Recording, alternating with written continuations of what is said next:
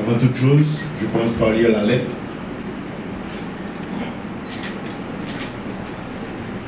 Qui confirme M. Édouard Clément au poste de directeur général. M. Édouard Clément, Port-au-Prince, Haïti.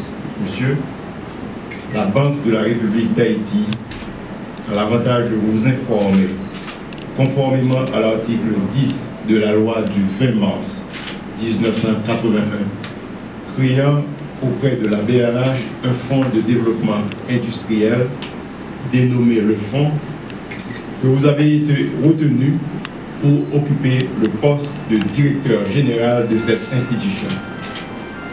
Votre entrée en fonction prend effet à compter du 2 septembre 2019. Elle vous souhaite déjà du succès dans la poursuite de la mission qui vous est confiée. Tout en vous assurant de son soutien et de sa collaboration, la Banque de la République d'Haïti vous prie de recevoir, monsieur, ces salutations distinguées.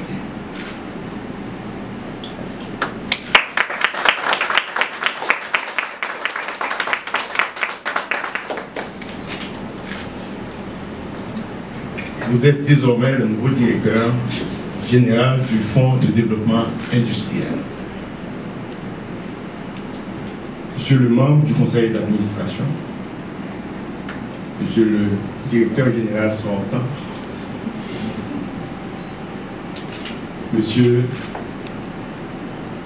le nouveau directeur général du Fonds de développement industriel, messieurs, mesdames, messieurs les membres de la presse, chers cadres du FDI, chers cadres de la BRH, mesdames, mesdemoiselles, messieurs, je prends plaisir à installer le nouveau directeur du FDI, M. Édouard Clément, en remplacement de M. Edgar Jeudi, devenu aujourd'hui membre du conseil d'administration de la BRH.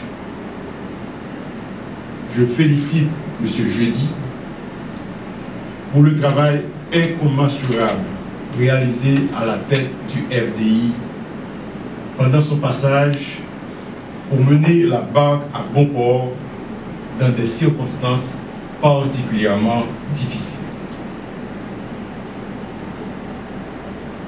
Cet environnement de défi n'a pas beaucoup changé, Monsieur Clément. Par décret du 20 mars 1981, l'État haïtien a créé auprès de la Banque de la République d'Haïti le Fonds de développement industriel connu sous le nom de FDI.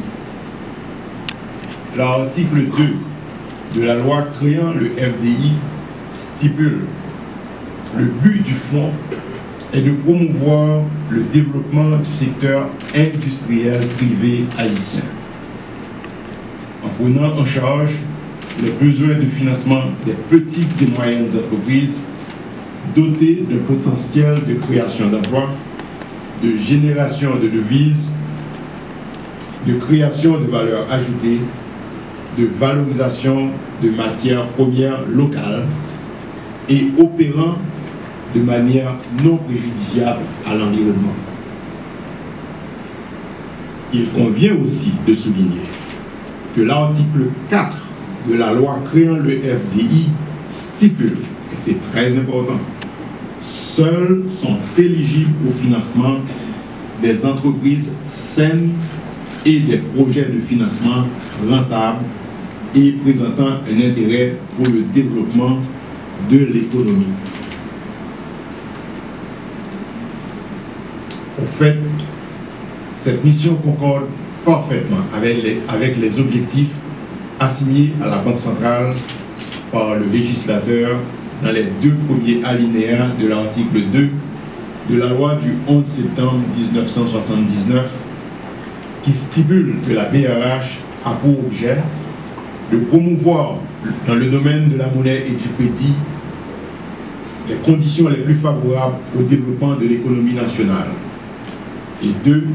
Encourager le développement et l'utilisation la plus complète et la plus efficace des ressources productives du pays. C'est dans ce contexte que j'ai le privilège d'installer à la tête de cette institution M. Édouard Clément. Il est détenteur d'une maîtrise en finance de l'Université du Québec à Montréal, d'une licence en sciences comptables de l'administration des affaires et en sciences comptables, et aussi il est ancien président de l'OPA. Il a travaillé tant en Haïti qu'à l'étranger dans le domaine de la gestion d'entreprise. C'est donc, comme l'a affirmé le directeur sortant, M. Edgar Jeudi, une excellente acquisition pour le FDI. Chers cadres du FDI, je vous demande donc de donner toute la collaboration qui convient au nouveau directeur général. Les défis qui vous attendent sont immenses. Le développement économique passe par la croissance du secteur productif avec les PME, qu'elles soient dans l'agro-industrie, l'agriculture ou l'exportation. Il ne me reste plus qu'à souhaiter à toute l'équipe du FDI et certainement au nouveau directeur général du FDI bonne chance, bon travail et bonne besogne. La BRH compte sur vous. Le pays a besoin de vous. Merci.